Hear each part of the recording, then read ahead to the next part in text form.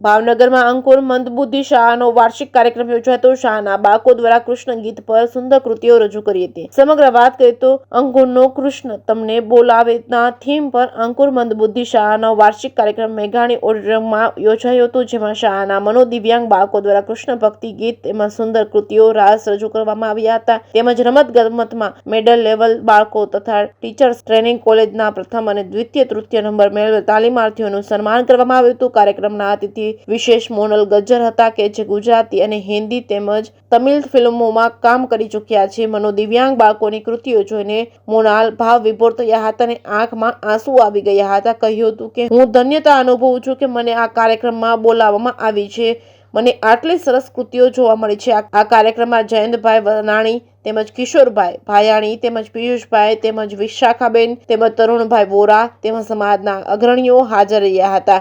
સમગ્ર કાર્યક્રમનું સંચાલન મોટિવેશન સ્પીકર નેહલ ગઢવી દ્વારા કરવામાં આવ્યું હતું, જ્યારે સમગ્ર કાર્યક્રમનું સંકલન મ્યુઝિક થેરાપિસ્ટ ડોક્ટર ભાવના દ્વારા કરવામાં આવ્યું હતું। જેકેએસ ન્યૂઝ ગુજરાતી સાથે હિરેન ભાયાણી, ભાવનગર। પહેલી વાત તો ભાવનગરમાં અંકુર જેવું ટ્રસ્ટ છે જે સ્પેશિયલ મંદબુદ્ધિના બાળકો માટે સ્કૂલ ચલાવે છે, પ્લસ કોઈ ચાર્જિસ લેતા નથી, તો આઈ થિંક આ બહુ મોટું સ્ટેપ છે। મને એવું લાગે છે કે ગુજરાત સરકારે પણ આવો એક સ્ટેપ લેવો જોઈએ, જ્યાં આગળ રાજ્યના દરેક છોકરાઓને દરેક શહેરમાં જ્યાં જ્યાં જરૂર છે ત્યાં પણ આવી વ્યવસ્થા પૂરી પડી શકે। સ્ટેજ ઉપર હમણાં તમે થોડાક ઇમોશનલ થઈ ગયા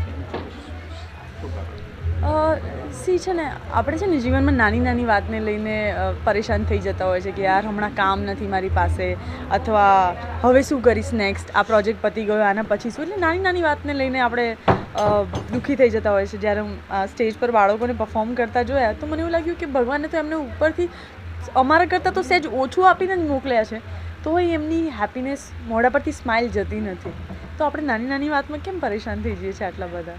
રીલ લાઈફ અને સ્ટારડમ આટલું જોયા પછી જ્યારે એકચ્યુઅલ જ્યારે આ સ્પેશિયલ ચાઇલ્ડ્સને જોવો છો ત્યારે શું મનમાં આવે?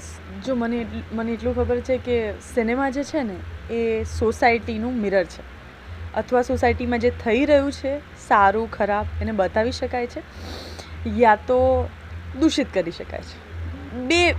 દરેક સિક્કાની બે સાઈડ હોય, સારી અને ખરાબ। તો મને એવું લાગે છે કે જિંદગીમાં છે ને નાના નાના જે પળ હોય ને, જેની નાની નાની મુમેન્ટ હેપીનેસ આપણે ભૂલી જતા હોય છે, પ્રેઝન્ટમાં રહેવાનું ભૂલી જઈએ છીએ, આગળની અને પાછળની ચિંતા જ હંમેશા માણસને સૌથી વધારે મારી નાખે છે।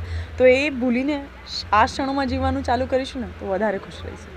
મોનલની જો વાત કરીએ તો ગુજરાતી ફિલ્મોમાં હવે શું?